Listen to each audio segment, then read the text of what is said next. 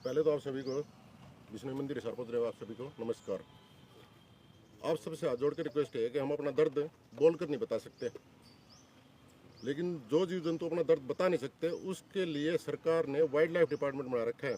वो अपनी सुविधा के लिए तो सब कुछ कर रहा है, लेकिन उन जीव जंतु के लिए कुछ नहीं कर रहा। यही मेन मुद्दा है वन्य जीव ट्रीटमेंट सेंटर हिसार को लेकर।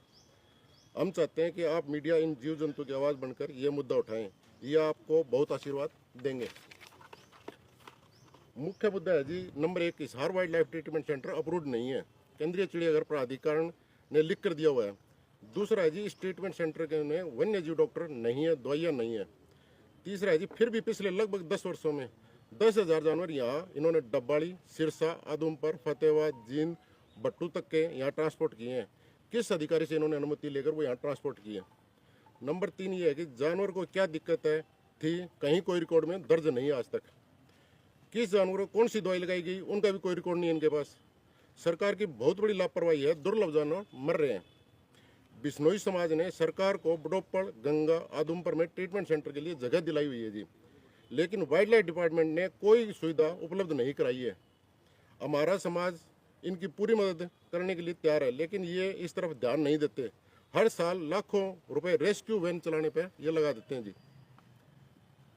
मीडिया से जो रिक्वेस्ट है, वन्य जीव ट्रीटमेंट सेंटर हिसार के हालात अभी मीडिया जाकर दे सकता है, हम उनके साथ जाकर वहाँ दिखाने के लिए तैयार हैं।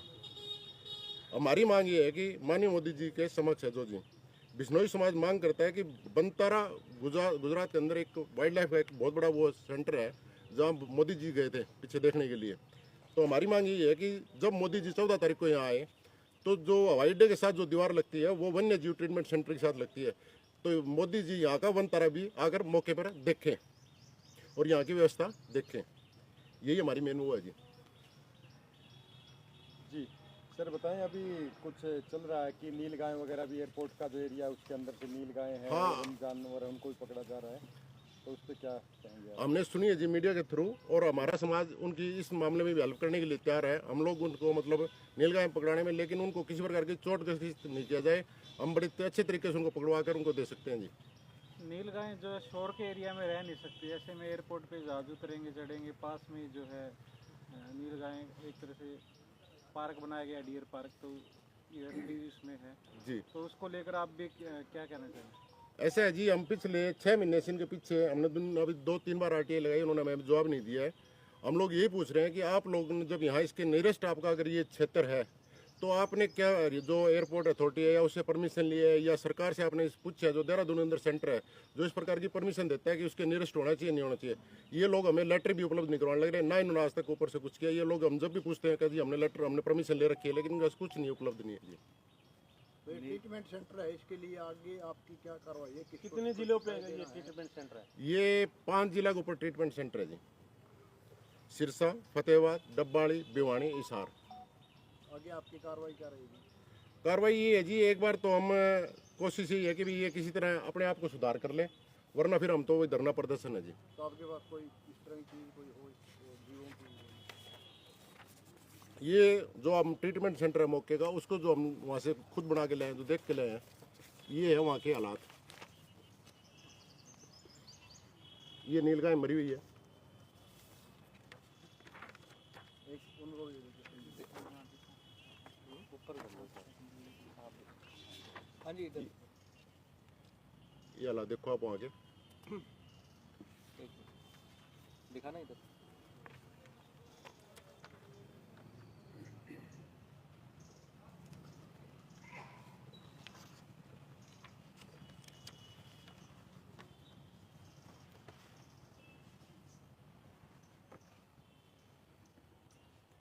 तो जो यहाँ के डिस्ट्रिक्ट अथॉरिटी है उनको एक मैं आपको दिखाता हूँ अगर ट्रीटमेंट सेंटर सुविधा दिखाता हूँ इनकी आगे। ये है पानी की सुविधा आपके सामने, जो उनको पीने के लिए पानी दे रखे हैं उन्होंने, ठीक है जी।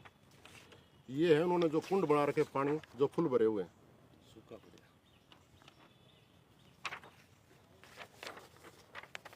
ये है जी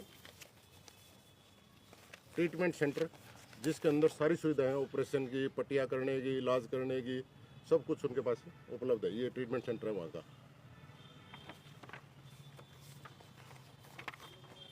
ये उपलब्ध है। तो इनके बजट की भी कोई जानकारी आपने ली है जी? हाँ जी, जो बजट है इनका, जो हाँ जी, हाँ जी। approved है, इसकी भी जानकारी ली है आपने? बजट तो इनके पास है जी, उपलब्ध है, सभी कुछ है जी इनके पास अवेलेबल है जी।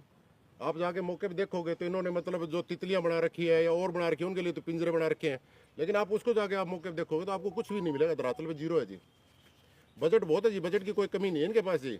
अब आप इनको कह दोगे हाँ तितली है, तितली सीमेंट की तितली बनानी वो बना देंगे, उसका जाड़ भी लगा देंगे, उसकी डेकोरेशन पूरी कर देंगे, लेकिन जो नेचुरल जीव है उनके लिए इनके पास कोई सुविधा नहीं है जी। आर्टिफिशियल काम करने के हाँ, उसके लिए इनका समय है जी। अभी आपको सरकार को शिकायत देनी है या प्रशासन को आगे की कार्रवाई? आगे हम अभी तो प्रशासन सरकार को भेजेंगे, थ्रू प्रशासन भेजेंगे।